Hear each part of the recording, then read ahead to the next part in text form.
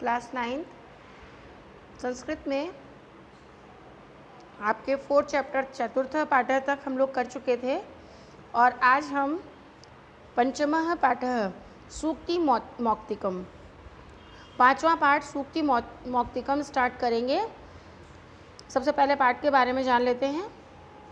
सूक्ति मौक्तिकम का अर्थ होता है सूक्ति, सु उपसर्ग लगा है इसमें, और उक्ति यानी अच्छी उक्ति, अच्छी उक्तियों के मौक्तिक अर्थात मोती। यहाँ अच्छी अच्छी बातों के जो मोती हैं वो यहाँ बिखरे हुए हैं और आज हम उन्हें चुनने का प्रयास करते हैं। प्रस्तुतो अयम पाठः, प्रस्तुत यह पाठ नैतिक शिक्षा नाम नैतिक शिक्षाओं को प्रदान करने के लिए रूपेण प्रदान करने के रूप में वर्तते स्थित है। अस्मिन् पाठांशे, इस पाठ के अंश में विविध ग्रंथेभ्यः अलग अलग विभिन्न ग्रंथों से संग्रहण करके नाना अनेक प्रकार की नैतिक नीति की शिक्षा का बोध कराने के लिए पद्यों को ग्रहण किया गया है। अत्र सदाचरणस्य महिमा, यहाँ सदाचरण की महिमा, प्रियवाण्या प्रिय अच्छी वाणी के बारे में, उसकी आवश्यकता, परोपकारिणाम स्वभावः परोपकारियों का स्वभाव, गुणी लोगों को बनने की प्रेरणा यानी गुणों का अर्जन करने के लिए इसमें प्रेरणा दी गई है। मित्रता के स्वरूप को बताया गया है। श्रेष्ठ संगति है अर्थात श्रेष्ठ संगति को बताया गया है। प्रशंसा तथा च सत्संगते प्रभावः, और उसकी प्रशंसा की गई है तथा सत्संगति के प्रभाव इत्यादि नाम, इस तरह अनेक विषयों को निरूपण किया गया है। यानी इस तरह के अनेक विषय इस पाठ में लिए गए हैं।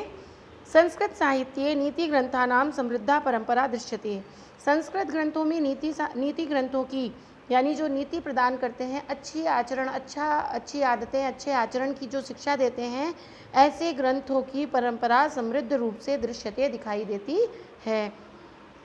तत्र प्रातिपादिक शिक्षा नाम अनुगमनम कृत्वा, इन प्रतिपादित शिक्षाओं को अनुगमन करके अर्थात इनका पीछा करके, इनके पीछे चल के अर्थात इस मार्ग पर चल करके जीवन को सफल किया जा सकता है। अर्थात हम अपने जीवन को जो ये मार्ग बताए गए हैं, जिस तरह की शिक्षा इन सूक्तियों में दी गई है, हमारे नीति ग्रंथों में जो बताया गया है, इस प्रकार से यदि हम चलते हैं तो हमारा जीवन सफल हो जाता है।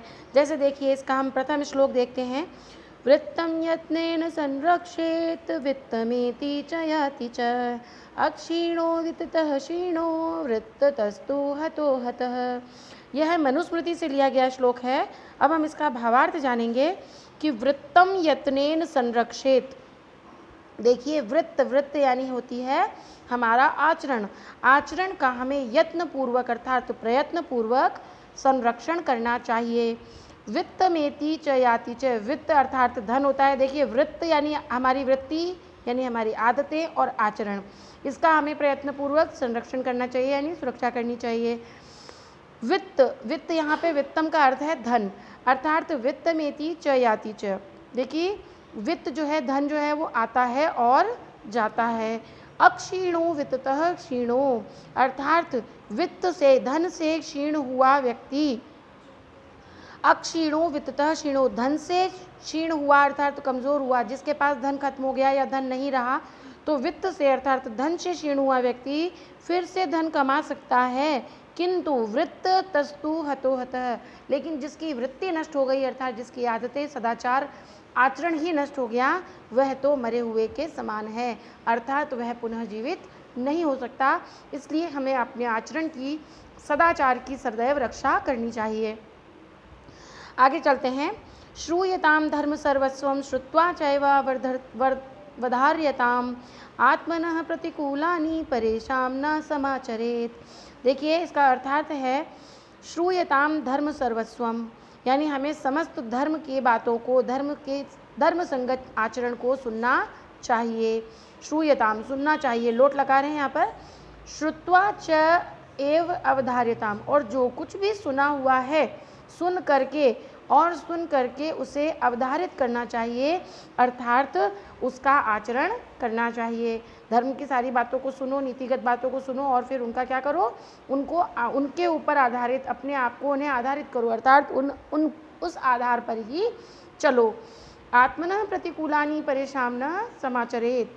आत्मनः अर्थात स्वयं को, स्वयं के जो विपरीत आचरण है, स्वयं से विपरीत आचरण का अर्थ क्या हो गया कि जो आचरण हम पसंद नहीं करते, जो आचरण हमें अच्छा नहीं लगता, हमें सुरुचिपूर्ण नहीं लगता, ऐसे आचरण का हमें पालन नहीं करना चाहिए।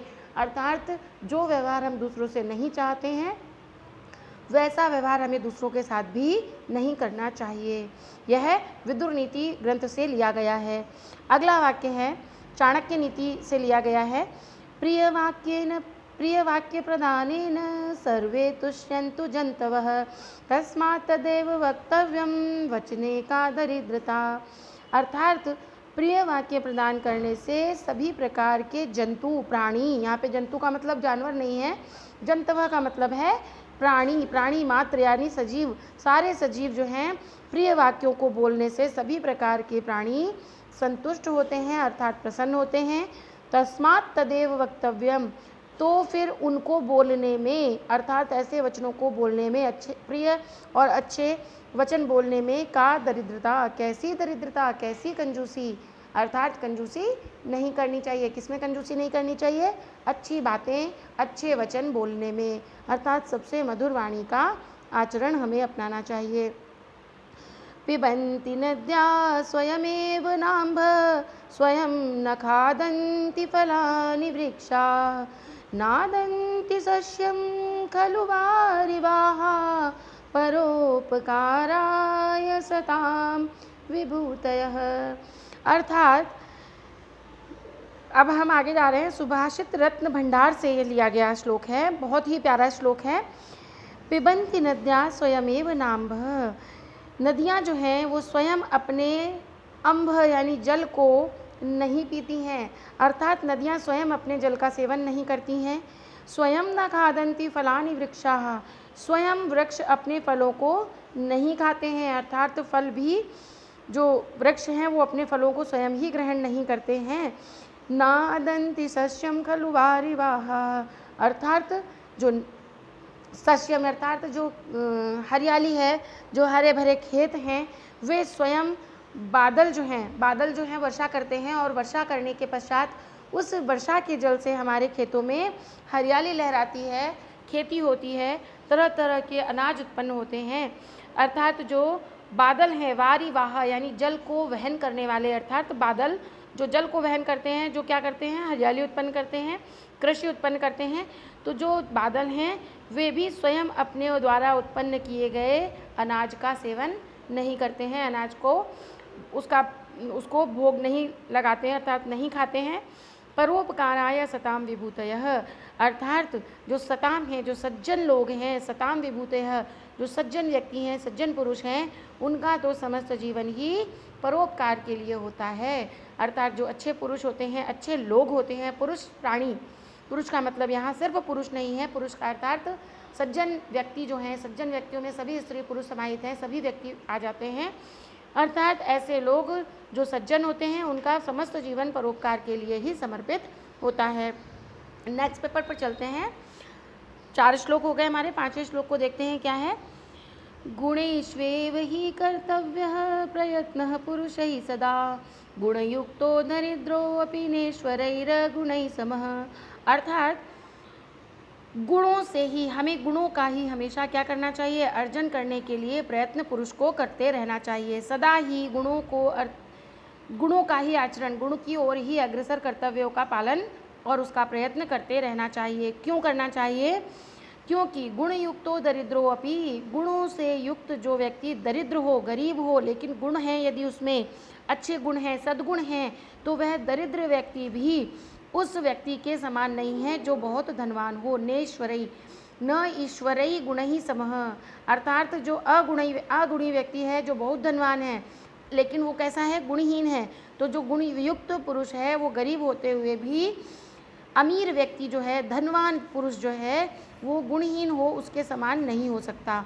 अर्थात गुणहीन गुणहीन धनी व्यक्ति से भी उचित कौन है? गुणयुक्त दरिद्र होना। ये जो है मृच्छकटिकम से लिया गया है। नेक्स्ट देखते हैं अगला श्लोक। आरंभ गुर्वी शयणी क्रमेण लघ्वी पुरा वृद्धिमती च पश्चात् दिनस्य पूर्वार्ध परार्ध भिन्ना छाएव मैत्री खल सज्जनानाम। अर्थात इसमें देखिए सूर्य की द्वारा जो छाया बनती है हमारी, उस छाया का वर्णन किया गया है। बहुत ही सुंदर वर्णन किया है। नीति शतकम से लिया गया श्लोक है। तो इसमें उन्होंने बताया है कि आरंभ गुर्वी, नीति शतक जो है भर्तृहरि का लिखा हुआ ग्रंथ है। उन्होंने क्या बताया है कि आरंभ में दीर्घ और शयणी क्रमेण और निश्चय क्रमशः क्षीण होती हुई और लघुवी पुरा वृद्धिमती च पश्चात, और पहले बड़ी और पहले छोटी लघु और फिर धीरे धीरे बढ़ती हुई, बाद में धीरे धीरे बढ़ती जाती है। किसकी? दिनस्य पूर्वार्ध परार्ध भिन्ना, दिन के पूर्वार्ध और अपरार्ध यानी पूर्वाहन और अपराहन अर्थात दोपहर से पहले की और दोपहर से बाद की दो छायाओं का वर्णन किया है। छायेव मैत्री खलु सज्जनानाम। अब इसको रिलेट करके देखिएगा कि छायेव मैत्री, छाया जो होती है मित्रता की जो छाया है वो खलु और सज्जना नाम यानी दुर्जन और सज्जनों की जो छाया है वो किस तरह से होती है? पहले तो बहुत अधिक बढ़ी हुई होती है, खूब अच्छी दोस्ती होएगी, बहुत अच्छी मित्रता होएगी, इतना घनिष्ठ मित्रता हो जाएगी एकदम। फिर वो धीरे धीरे जैसे सुबह होती है, सुबह के समय हमारे जब सूरज निकलता है तो उस समय हमारी जो छाया है वो कैसी होती है? खूब बड़ी छाया बनती है। लेकिन जैसे जैसे दोपहर आती जाती है वैसे वैसे वो छाया जो है वो घटती जाती है, उसका आकार जो है वो कैसा होता जाता है? कम होता जाता है। तो उसी प्रकार से जो खलु लोगों की, जो दुर्जनों की मित्रता है वो पहले बढ़ी हुई होती है और बाद में धीरे धीरे क्रमशः घटती जाती है।